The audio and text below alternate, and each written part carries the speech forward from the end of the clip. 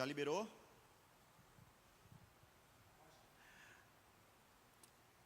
Olá, olá, boa noite a todos. A paz do Senhor Jesus. Aqueles que estão aqui presentes, aqueles que estão nos acompanhando nesse exato momento via YouTube. Nós estamos dando início a mais um episódio do Convergente. E você pode estar se perguntando, que está aqui pela primeira vez ou está nos acompanhando pela primeira vez, o que é o Convergente? Convergente é algo que foi criado desde o ano passado para poder nós esclarecermos para a igreja e todos aqueles que nos acompanham acerca de alguns temas importantes. Nós já falamos sobre temas como feminismo, comunismo, ideologia de gênero, falamos sobre aborto, falamos sobre masculinidade bíblica, feminilidade bíblica, falamos sobre assuntos extremamente relevantes da nossa sociedade e que diz respeito aos nossos princípios e aos nossos valores. E nessa noite não será diferente. Essa noite nós trataremos um tema extremamente importante e atualíssimo, que nós estamos acompanhando através das redes sociais, através da TV, aquilo que está acontecendo hoje, não só no Brasil, mas no mundo inteiro. E o tema de hoje é bandidolatria e democídio. Agora você deve estar me perguntando, o que é democídio? Fique conosco e você vai descobrir nos próximos minutos o que significa democídio. Então, para esse momento tão importante, para falar de um tema tão relevante, bandidolatria e democídio, eu queria convidar para poder estar falando sobre esse tema, o diácono Elton Câmara, que já está aqui conosco e vai falar sobre esse tema nessa noite. Valeu, Bruno, obrigado. Para você que está aqui na igreja e para você que está acompanhando a gente aí no canal do YouTube, não existe uma coisa de verdade absoluta sobre o que é ou sobre o que não é bandidolatria. É um termo até novo e engraçado, né? Porque quando a gente fala de idolatria, a gente está falando de quê? Quando nós adoramos ou pomos algo como o centro de tudo que nos move, né? Então, quando a gente for falar de bandidolatria, seria basicamente o quê? Traduzindo em miúdos. É você dizer que um bandido, ele é um ser importante ao ponto de ser idolatrado. Alex, tu conseguiu soltar aí na tela? Coloca aí na tela para a gente poder compartilhar. Eu sou bem sincero com você que está aqui na igreja. Por algum motivo travou aí, Alex. Vou soltar de novo aqui para ver se ele vai. Congelou aí. Deixa eu colocar de novo. Fiquem tranquilos que isso acontece. Vê se chegou aí de novo. Quando chegar, você avisa, tá? Eu estava até brincando com o Alexander, que é o menino da mídia. Eu disse a ele que muito provavelmente o YouTube vai me derrubar no terceiro slide, Bruno. Na hora que a gente passar o terceiro slide aqui, eu vou ser derrubado do YouTube. Foi, Alex? Chegou não? Espera aí então. Acontece, isso aqui já é Satanás querendo tirar nossa paz, porque estava funcionando até agora. Aí só porque eu quero mostrar. Calma, eu vou mostrar. Chegou? Não? Tá. Fica tranquilo. Não tem problema nenhum. Faustão já dizia, né, que quem sabe faz ao vivo. Então, a gente vai fazer ao vivo aqui. Já entendi por quê, Alex. Exato. Agora tá indo. Para você que está acompanhando no YouTube, eu peço desculpa, gente. Problemas técnicos acontecem. E a gente nem mostrou a cara dele, mas ele já está querendo censurar a gente. Quem entendeu, entendeu. Quem não entendeu... Foi?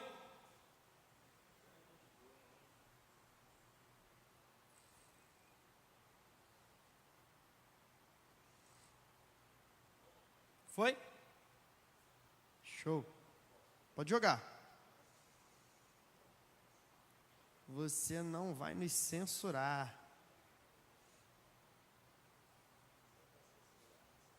Quanto quiser. Misericórdia, Deus. Vou tentar pela última vez. Se não funcionar, a gente vai aqui mesmo na forma antiga, Alex. Sem recurso cinematográfico. Deixa Deixa eu iniciar de novo. Jesus é bom e o diabo não presta.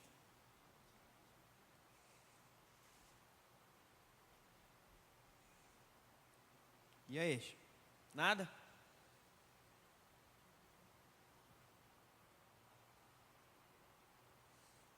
Misericórdia.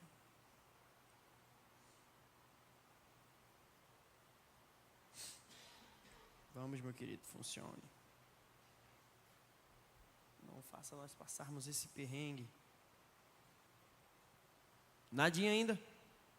Então eu vou levantar aqui. Qualquer coisa, se você conseguir, você me avisa. Gente, bandidolatria e democídio. Eu me baseei num livro de 2 autores, tá? 2 promotores de justiça, advogados, que são o Diego Pesce e o Leonardo Guiardin. Eles são advogados, são lá do Rio Grande do Sul. Mas não tem como a gente entender bandidolatria e democídio se a gente não souber responder essas 2 perguntas. O que leva a sociedade a, em alguns casos, idolatrar bandidos? Aí você se pergunta, Elton, isso acontece nos dias de hoje? Acontece. E não é tão somente com o nosso querido amigo, não é com o nosso querido Nine. Existem outros também que eu queria mostrar para vocês aqui, mas não tem problema. A segunda pergunta é, até que ponto o Estado, o governo, é responsável pela morte de cidadãos inocentes? Para pensar comigo. A partir do momento que um governante, ele não adere a políticas de segurança pública, ele está fazendo o quê? Determinando que a sociedade pode e deve cuidar de si própria.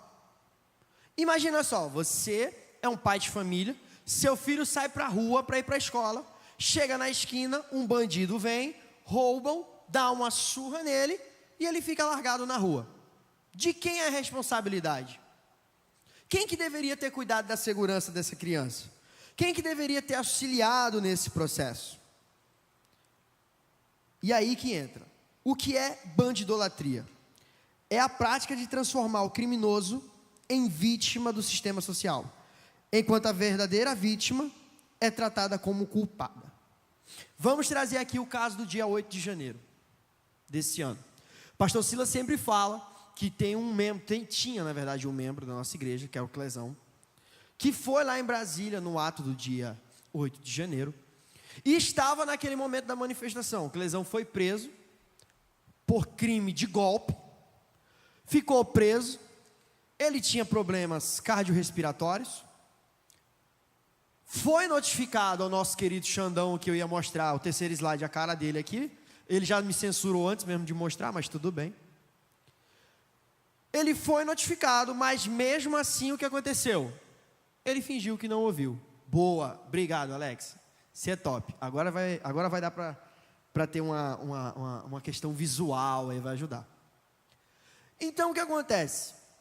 Ele foi notificado daquele problema e mesmo assim ele ignorou. O que aconteceu, infelizmente, com o irmão Clezão, que era da ADVEC, ele era um membro da nossa igreja, ele era um irmão da gente, em Cristo, ele morreu dentro da cadeia. Teve um outro caso, agora do nome do rapaz eu esqueci, passou na minha cabeça, que também estava preso, tinha uma condição precária, sofreu um acidente dentro do presídio e ficou tetraplégico, ou foi paraplégico. Só que o que acontece? A gente observa essas coisas e vai pensar que, Elton, mas eles fizeram alguma coisa e a justiça foi feita. Meu irmão e minha irmã que está aqui, você que está acompanhando a gente no YouTube, fala na verdade para mim, qual foi a última vez que você se sentiu justiçado pela justiça brasileira? Qual foi a última vez que você parou e disse, nossa, as leis realmente garantem o meu direito como cidadão? Vou te dar um exemplo próprio. A minha mãe quebrou o braço há cerca de 12 anos atrás. Minha mãe nunca recuperou o movimento total do braço. Ela vai completar seus 60 anos agora. E ela até hoje não conseguiu a aposentadoria dela.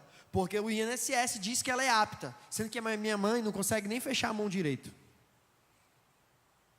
A justiça foi correta nesse ponto? Vou te dar outro exemplo. O meu pai. Meu pai trabalhou por 58 anos. Meu pai trabalha desde os 13 anos. Desde os 16 ele tinha carteira assinada. 58 anos de trabalho. Ele sofreu um acidente que o invalidou. Ele lutou durante quase 12 anos também para conseguir a aposentadoria dele. E nisso eu estou falando de aposentadoria. E talvez você que esteja aí me ouvindo, ou esteja aqui com a gente, há quantos anos você está com a causa na justiça que está lá travada? Há quantos anos você tem um perrengue, ou alguma obra, alguma licitação, algum documento, algum inventário, alguma coisa da sua mãe que ficou preso, e até hoje o processo está rolando? Ou até mesmo você que é trabalhador, que processou uma empresa por algum problema técnico, algum problema trabalhista, e até hoje você aguarda. Isso eu estou falando de justiça. E quando a gente fala sobre heroísmo? Para muitos o Lula é um herói. A minha avó, ela foi presidente do sindicato do Movimento Sem Terra do Rio Grande do Norte por pelo menos 14 anos. Depois ela saiu e ficou só no interior, por mais uns 20 anos. Minha avó é aposentada pelo Movimento Sem Terra, sindicato. Para minha avó, o Lula é um herói. Para minha tia, o Lula é um herói.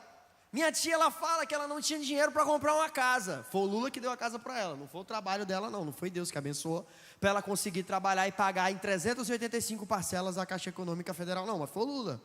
Foi o Lula que ajudou ela. Nós somos peritos em pegar aquilo que não presta e idolatrar e dizer que presta. Só que isso não começa de hoje. Há 2024 anos atrás, um governador pôs 2 homens de frente ao povo e perguntou: a quem queres que eu liberto? A Jesus, o Nazareno, ou a um tal certo de Barrabás? O que foi que todos gritaram? Libertem Barrabás. Então o ser humano ele já é condicionado a escolher errado. Elton, dê outro exemplo bíblico. Eu não estou nem falando de justiça e história, estou falando da Bíblia. O homem que estava no jardim, ele tinha o direito de escolher cumprir aquilo que Deus estava ordenando, ou decidir tomar conta de algo, tomar uma decisão precipitada e viver algo diferente. Elton, mas não foi o homem, foi a mulher. A partir do momento que é uma só carne, para mim, identifica que foi os dois. Os dois caíram, os dois comeram, erraram. Dê outro exemplo, Elton. Jacó e Esaú. O que é que tem a ver o prato de comida com banho de idolatria, Elton? Tudo. Esaú trocou a primogenitura por um prato de quê? De guisado. Quem que está trocando agora a liberdade do seu filho, do seu neto, do seu bisneto, por um saco de cimento, um milheiro de telha? Eu falo isso porque é muito real. A gente está chegando num tempo de período eleitoral agora, dia 6 de outubro. E eu não vou mentir para você. De todos os anos que eu votei, esse é o ano que mais é difícil escolher um candidato para votar. Talvez você tenha a sua convicção política e você já sabe em quem você vai votar. Eu não faço a menor ideia. Porque diferente de muitos, eu vou analisar o plano diretor de cada um deles. O que esse cara vai fazer pela minha cidade? O que esse cara vai fazer? O que essa mulher vai fazer? Elton, e por que você está falando tudo isso?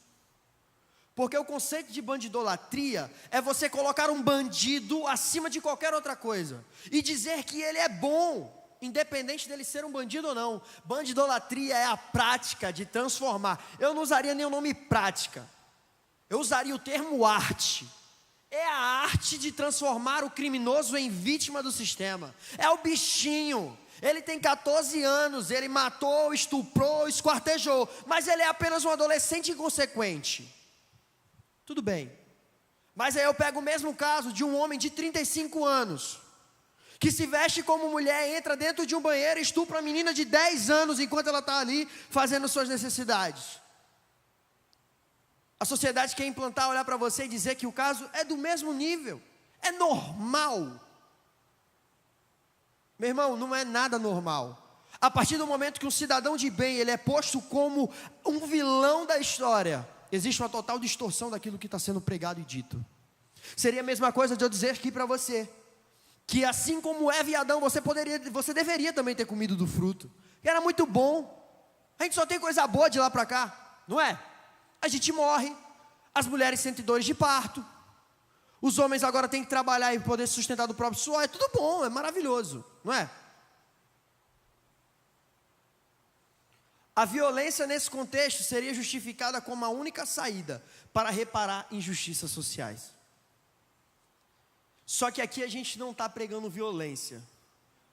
Aqui a gente está pregando que Jesus Cristo ele é a solução de todas e qualquer coisa. A gente vir falar sobre um tema desse não é para querer te ensinar ou fazer com que você mude sua opinião política ou querer fazer uma lavagem cerebral em você, muito pelo contrário. O que a gente está fazendo aqui é expondo algo para que você possa entender. E quando você chegar no seu trabalho, na sua faculdade, na sua escola, e você for questionado acerca de algo, você tem argumentos. Então se alguém chegar para você e disser, e qual é a diferença entre fulano e beltrano? Cara, você já foi estudar a história desse cara? Você já viu quantos processos ele carrega? Você já viu quanto de coisas ruins ele já fez? É você ter informação. Exemplos de bandidolatria na cultura brasileira. Mídia, música e rede social. Vai falar para mim que você nunca assistiu Cidade de Deus. A história de um menino da favela, que cresceu na vida e agora não é mais fulano, meu nome é Zé Pequeno. Um filme que estourou no cinema. Tropa de Elite. Mostra o lado da polícia, tudo bem, mas mostra a facilidade, como que funciona a hierarquia de uma favela. Elton, o que é que isso tem a ver? Tem tudo, meu irmão. Hoje traficante dentro da favela é considerado herói, enquanto policial é visto como inimigo. Onde é que está a crença e valor nesse negócio? Como que um policial arrisca a vida e ele é visto como inimigo?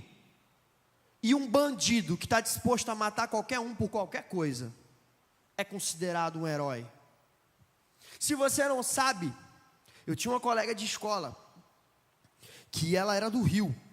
E ela falou, ela era da favela, ela não era da favela, não pode chamar favela, né? Que agora é complexo ou comunidade.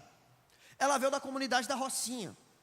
E ela falou que por uns tempos existia um cara na Rocinha que ele determinava se aquela menina ia namorar com alguém ou não.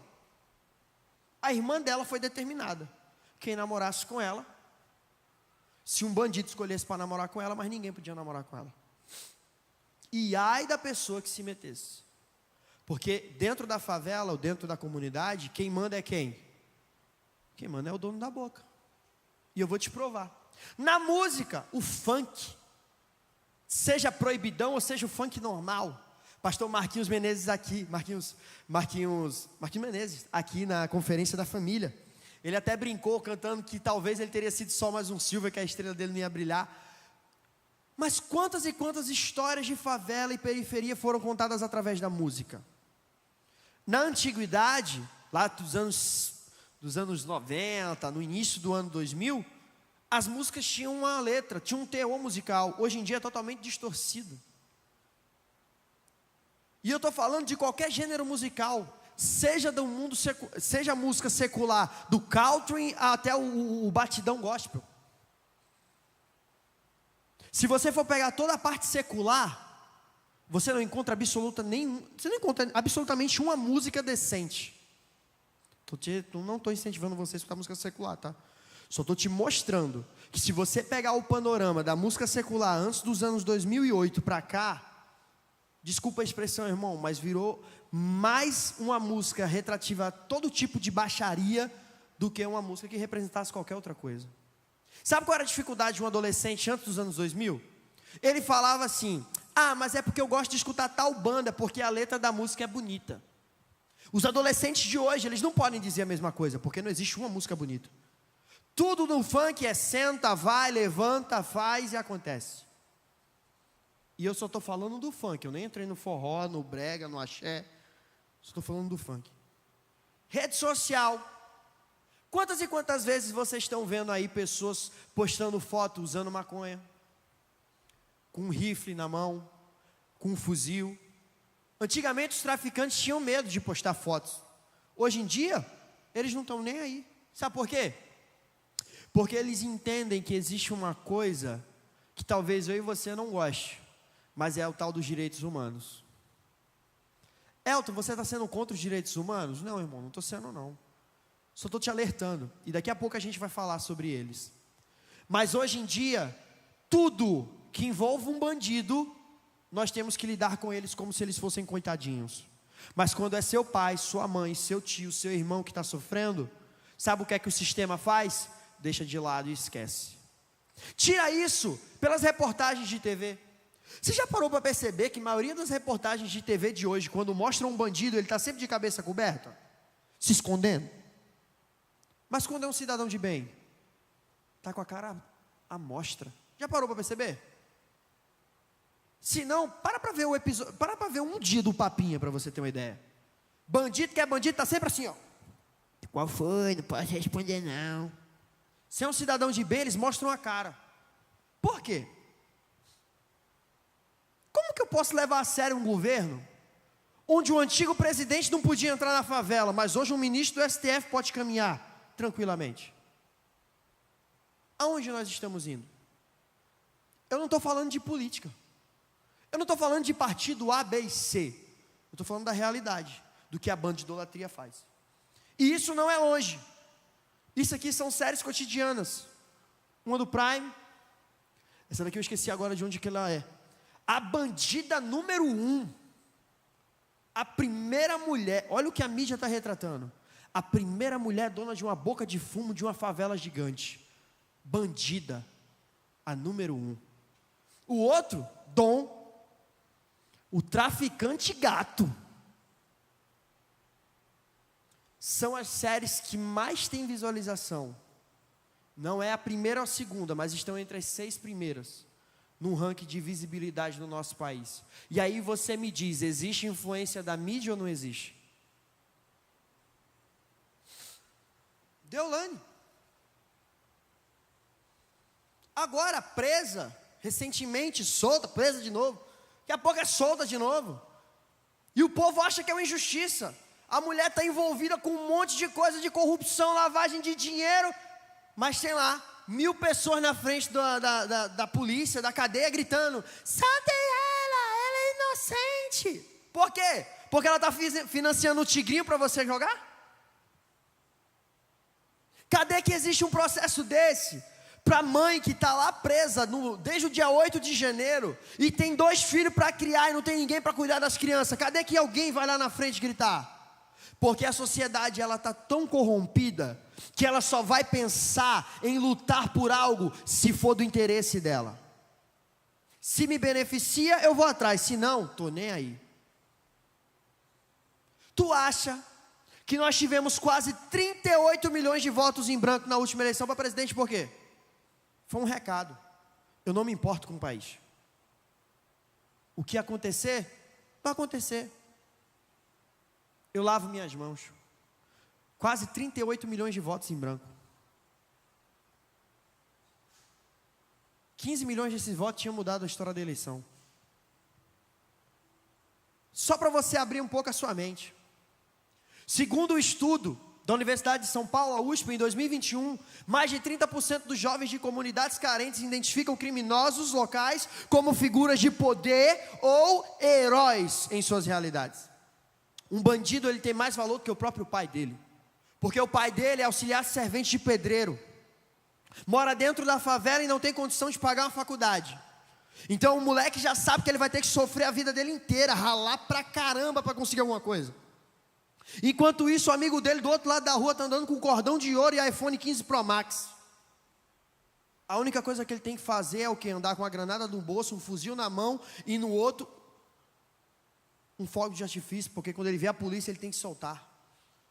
E o fuzil, não é de enfeite não, se ele vê alguém passando tem que meter tiro, só que o moleque não sabe nem segurar um fuzil. Mas enquanto isso ele está ostentando, ganhando dinheiro. Então você olha para mim e diz: Elton, qual é a vida melhor? A do moleque que acorda todo dia 5 da manhã para andar 8 quilômetros e trabalhar? Ou a vida do moleque que só tem que botar uma granada no bolso, um fuzil e um fogo de artifício na outra? Meu irmão, a resposta é simples. É o moleque do fuzil. Tu acha que você acha que dentro da favela eles são vistos como os heróis por quê? É o Robin Hood atual. tira do rico e dá para o pobre. Só que ele não está tirando do rico, ele está tirando de qualquer pessoa, para entregar para aquele que ele acha que é pobre. Ah, Elton, mas você é branco. Ah, eu ouvi isso na faculdade. Elton, você é branco. Ah, Elton, você é privilegiado. Você vem de uma família rica. Eu olhei para a pessoa e falei: minha filha, tu não conhece um terço da minha história. Eu vim de dentro da favela. Do lado da minha casa, 5 casas depois, tinha uma boca de fumo. Eu fiz uma escolha, é diferente. Na minha turma de quinta série, eu já vi 8 morrerem. Tem uns 15 ou 20 presos, fora os que eu não sei o que aconteceu. Eu só sei que da minha turma da quinta série, um se formou na faculdade e está falando com você agora. É escolha, meu irmão. Meus colegas de quinta série compravam pastilha garoto, ralava a pastilha, fazia trilhinha para cheirar como se fosse cocaína, preparando o nariz para poder usar droga. É escolha. Esse papo de vítima da sociedade, não, irmão. Quantos e quantos casos eu e você conhecemos de pessoas que vieram de lares humildes, que não eram nada, mas que trabalharam e com a bênção de Deus conseguiram alcançar patamares superiores. É escolha. O sol não nasce para um, ele nasce para todos. A questão toda é o quanto você está disposto a lutar e trabalhar e conquistar. A romantização do criminoso pode levar à desvalorização das vítimas. É aquilo que eu te falei, é o bandido estuprador, mas ele é um bichinho, sabe por quê? Porque ele não teve uma família, ele não tinha casa, ele não teve comida, mas a menininha de 12 anos, 10 anos que foi estuprada dentro do banheiro, não, ela era uma privilegiada. Eu não sei você, mas me causa uma raiva interna quando eu começo a falar dessas coisas. Porque parece tão distante, mas está acontecendo todo dia, só você abrir o Instagram. Em 2023, mais de 5 mil vítimas de crimes violentos, irmão. Qualificação de crime, é crime violento. Se você não sabe a qualificação dos crimes, eu deixo de dever de casa para você, vai lá e pesquisa. Crime violento, eu vou parar um pouquinho, vai. Crimes violentos, não receberam assistência psicológica ou jurídica. Cadê que a justiça funciona? Funciona? Funciona. Para quem não presta, aí funciona. O cara que roubou bilhões do Brasil, ficou preso 2 anos, foi liberto, porque ele foi condenado em 2, quase 3 instâncias, mas mesmo assim ele está livre. E é presidente do nosso país, maravilha, tá? Olha só, esse tipo de discurso pode impactar diretamente as políticas de segurança pública, levando uma visão mais branda da criminalidade. Eu até sublinhei aqui para trocar branda por tranquila, calma, frouxa, mansa, leve e suave. Por quê? Porque para o bandido é mais fácil sair da cadeia do que eu e você, meu irmão. Você sabia disso? Se for preso eu e você hoje, e 2 traficantes do morro, amanhã de manhã eles estão soltos, eu e você vai ter que falar lá, vai ter que ficar no lenga-lenga, e não sei o que mais lá, e chama advogado. Eu não vou pedir para você fazer um teste de ser preso não, mas é mais ou menos isso que acontece. Não arrisca não, tá? Conceito de democídio. Aí você pensa, Elton, mas democídio, o que é democídio? Democídio é o extermínio em massa da população. Pô, Elton, peraí, agora você pegou pesado. Você pegou muito pesado. Extermínio? Irmão, é extermínio. Com mais de 60 mil homicídios anuais no Brasil, causados diretamente pela omissão do Estado, irmão. Estamos no ano de eleição. Você vai escolher o seu prefeito, seus vereadores. 2 anos atrás você escolheu seu presidente, seu senador, seus deputados estaduais e federais. Você sabia que mais de 89% da população brasileira não sabe o que é a função de cada um desses caras? Tem gente que acha que é o presidente que faz as leis. E esquece. Tem gente que acha que quando algo dá errado, ou tem que um projeto de lei ser votado, é o presidente que decide. Existem instâncias, irmãos. Leis municipais, vereadores. Vai atrás de identificar o que é que cada um deles faz. Projetos maiores vão para a Câmara do Senado e só depois vai para o presidente. É muita coisa, a gente se perde. O termo sugere que o Estado, ao falhar em garantir a segurança pública, permite que a violência cresça em níveis alarmantes. E é verdade. Então aqui, eu faço menção ao livro Bandidolatria e Democídio, desses dois caras, tanto o Diego Pesce quanto o Leonardo Jardim, promotores de justiça no Rio Grande do Sul. Existe uma resenha crítica sobre esse livro, feita pelo Constantino, tá? Então vale a pena, TV Gazeta, você pode pesquisar depois. Isso torna o significado do título bastante claro. Os autores enxergam no Brasil, um culto, latria, culto, aos bandidos como vítimas sacrossantas de um sistema injusto. Ou seja, o bandido sempre é o coitado. Vou te dar um exemplo. Imagina que você está andando no seu carro, tranquilo, está você, está sua esposa e seus 2 filhos atrás. Vem um assaltante com a arma na mão para te abordar. Você está armado. Você tem um porte. Você está com sua arma, espera o momento certo, reage e mata o assaltante. Na nossa mente, o que é que a gente vai pensar? Legítima defesa, ele defendeu sua família. É certo. Sabe o que é que a justiça vai perguntar? Será que ele mesmo ia te assaltar? Aí sabe como é que sai a notícia no jornal? Suposto assalto gera homicídio. Pessoa que efetuou o disparo era da Assembleia de Deus Vitória em Cristo, membro da DEVEC, pastoreado pelo pastor Silas Malafaia. É tipo isso que acontece. Suposto assalto. Vou refrescar a memória de vocês. Lembram do caso de São Paulo, do policial de São Paulo, há menos de 2 anos atrás, que ele foi reagir a um assalto dentro de uma farmácia. Ele matou o primeiro, o cara veio por trás e deu um tiro na cabeça dele. Vocês lembram desse caso? Acho que foi ano passado.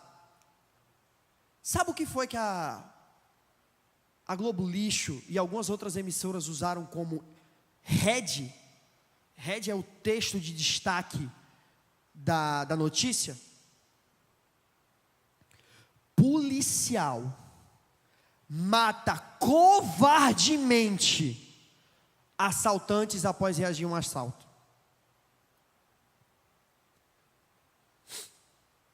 O cara deu um tiro nas costas dele. E o G1 publicou.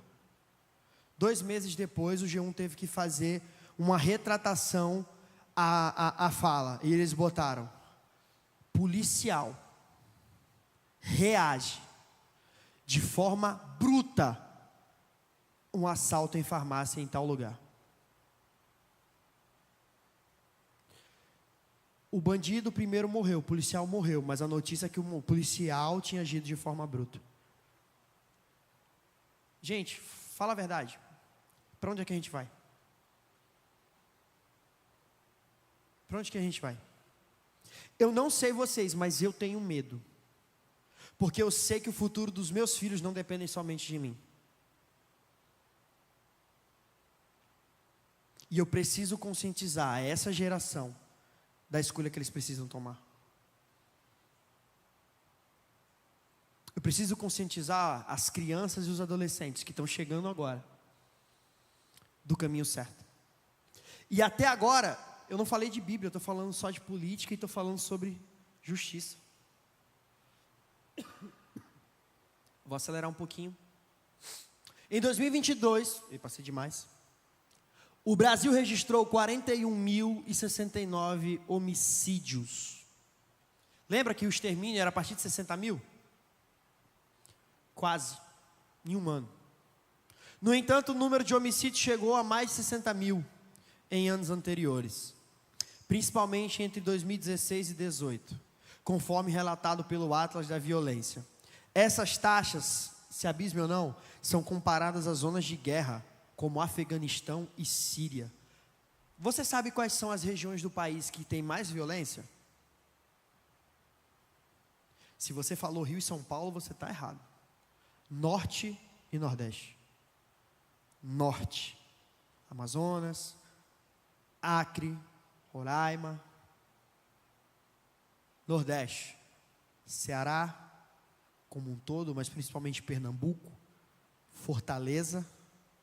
O Rio Grande do Norte vem aparecer, se eu não me engano, em 7º nessa lista. Desencarceramento, as políticas do desencarceramento, como a soltura de presos durante a pandemia, aumentaram o índice de reincidência criminal em 25%. Lembra da saidinha? Chegar no período do Natal, não, o bandido condenado por assassinato, ele pode voltar em casa para comemorar o Natal. Ele volta para casa, mata mais 3. Falta de efetividade da polícia. Em 2023, menos de 10% dos homicídios registrados no Brasil foram elucidados, indicando uma falha grave no Estado em garantir justiça para as vítimas. Percebe que aqui eu estou falando sobre história, sobre direito constitucional, e eu estou falando também sobre cunho político. Mais uma vez, isso aqui não é para falar de partido A, B ou C, mas é para te instruir e fazer com que você tenha esses números. Você sabia disso? Que 10% dos crimes que aconteceram no ano de 2023 sequer foram investigados? E não é qualquer crime não, gente, eu estou falando de homicídio. Exemplos práticos de democídio: insegurança nas escolas.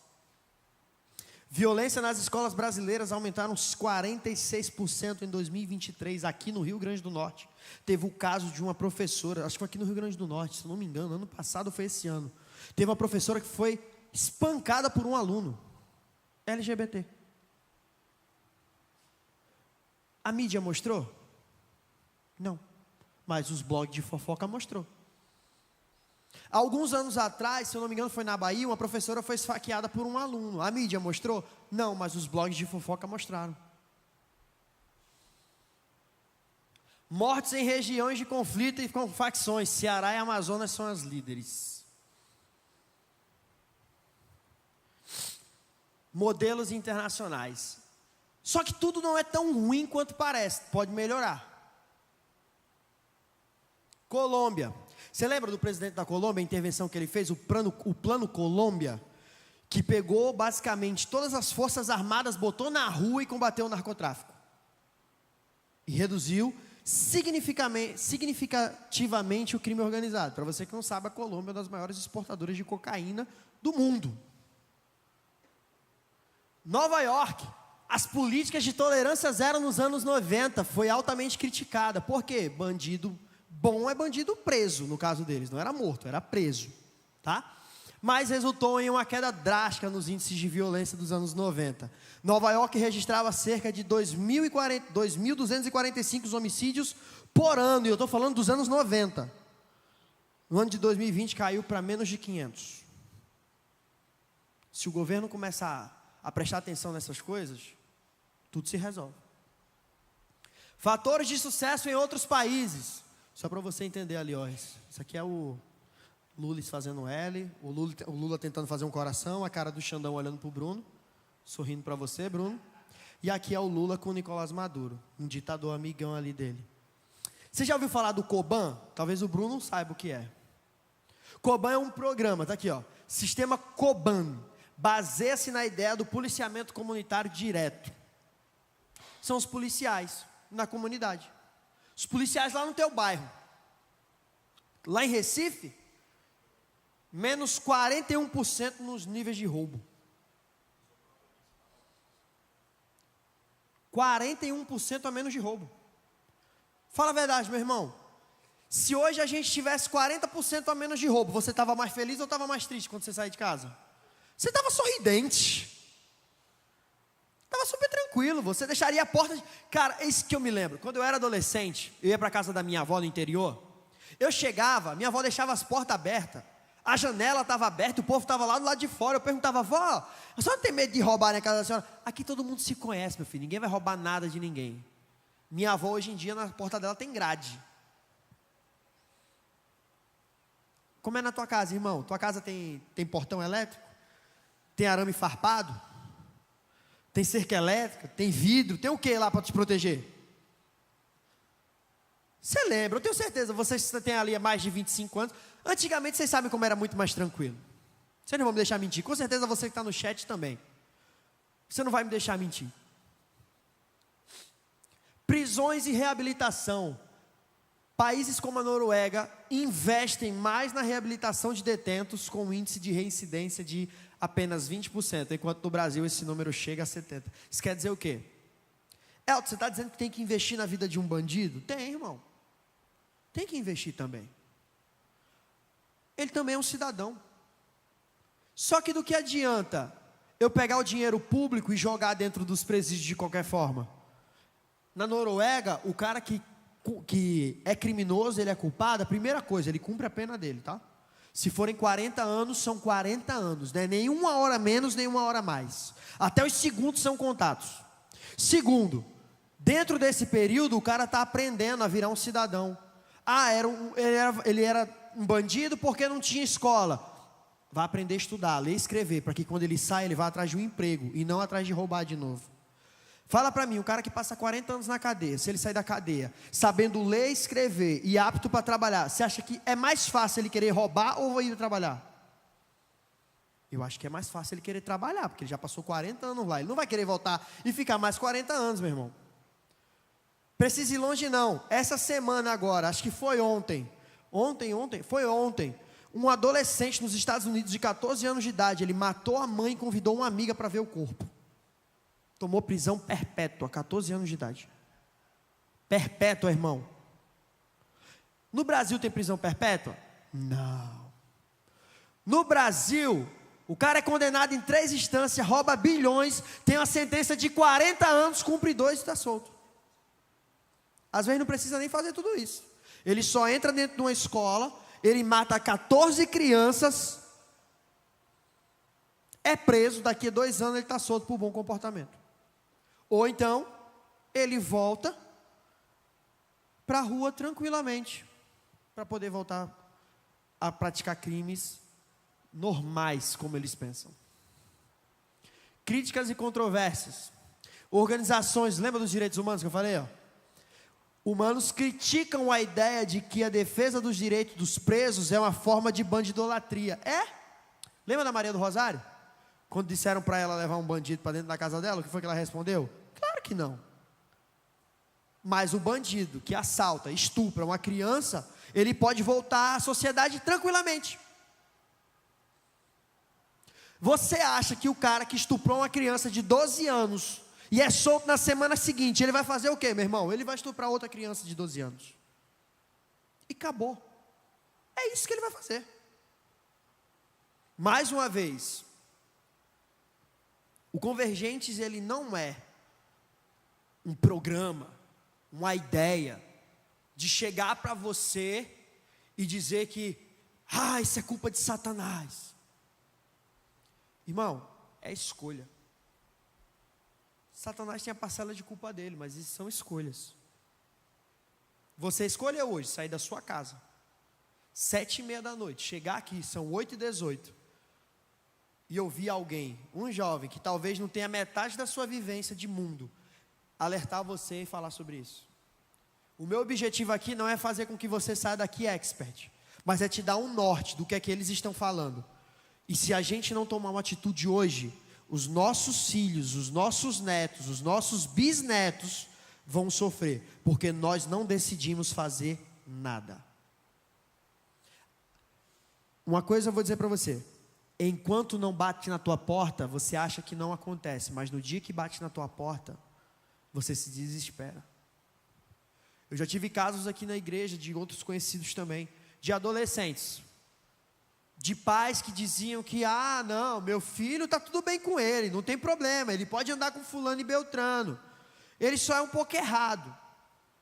E hoje está no mundo das drogas, hoje está no mundo da pornografia, hoje está no mundo da prostituição. São escolhas. E você que está aqui, ou você que está assistindo a gente agora, você tem uma escolha, e você tem um poder na sua mão que você não faz ideia. Quando você decide se posicionar, o inferno também decide ir contra você. Você sabia disso? Prova, Elton, prova, cego de Jericó. Enquanto ele clamava, Jesus, filho de Davi, tem misericórdia de mim, o que a multidão falava para ele? Cala a boca, irmão. Cala a boca que ele não vai te ouvir. Sempre que alguém se posicionar no mundo, vozes vão se levantar para tentar te calar. Tenha certeza disso. O mundo nunca vai ficar satisfeito enquanto houver instituições como a igreja que vai pregar sobre família, conservadorismo e principalmente a palavra de Deus. O inferno não está satisfeito e ele não está feliz porque você está aqui aprendendo. Então não duvide ou não acredite que não pode nos próximos dias aparecer um enviado aí para te perturbar e falar sobre isso aqui, mas eu tenho certeza de uma coisa: o mínimo você já vai saber e você vai ter de argumento para poder falar. Está acabando. Acho que só tem mais um slide. Cadê? Eu quero só encerrar trazendo um dado para vocês.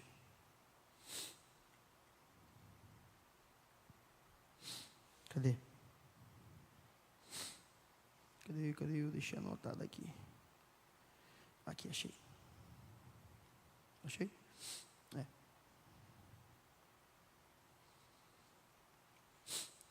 Quais são os 3 principais fatores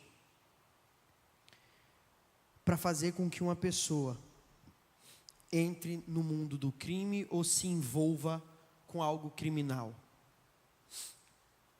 Pobreza. Deixa eu até ver de novo aqui, porque eu fiquei com medo de falar errado o nome. Pobreza. Falta de educação ou não acesso à educação. E a injustiça. São os 3 principais fatores que vão levar qualquer ser humano a entrar na vida do crime. Ou cometer algum crime. Mas sabe qual é o pior deles? A injustiça. Esse ano teve uma reportagem que eu vi na Record, que mostra o caso de um jovem que teve a irmã de 18 anos assassinada e estuprada, depois de morta. Ele chega na delegacia todo ensanguentado. E o policial olha para ele e pergunta: meu filho, o que foi que você fez? Ele falou: seu polícia, conhece desse mesmo? Seu polícia, eu fiz aquilo que a justiça não fez. A irmã dele foi assassinada e estuprada. 1 mês depois, o bandido voltou para a casa dele. Ele viu aquilo, não ficou satisfeito, foi lá e assassinou o cara. O senso de injustiça faz com que o ser humano faça coisas que ele nunca imaginou. É igual você estar na rua e ver uma pessoa de 30 anos batendo uma criança de 10 anos. O que que você, pai de criança, vai fazer? Se você disser para mim que você vai olhar aquilo e vai dizer assim: não é com meu filho, tem alguma coisa errada. Mas o instinto do ser humano vai fazer com que ele passe na frente e fale: ô amigo, você está fazendo isso por quê, cara? Você é só uma criança, olha o teu tamanho, dando um soco e chute numa criança de 10 anos, não pode nem se defender. Você acaba se metendo numa confusão que não é nem sua. Mais uma vez, o objetivo aqui é te instruir a ter informações. Tudo isso que eu apresentei para vocês foi de um teor intelectual absurdo? Não. Tenho certeza. Mas eu espero do fundo do meu coração que algo daqui tenha aberto o teu olho e feito você perceber o que de forma sutil o mundo tem empregado e que aos poucos vem devastando o campo político, econômico e agora social. Enquanto não bate na tua porta, é bonito e é uma historinha no slide. Mas eu peço para que Deus não permita que chegue na tua casa, que chegue na tua família, que afete os teus filhos, que afete a tua geração. É isso. Muito obrigado. Bruno.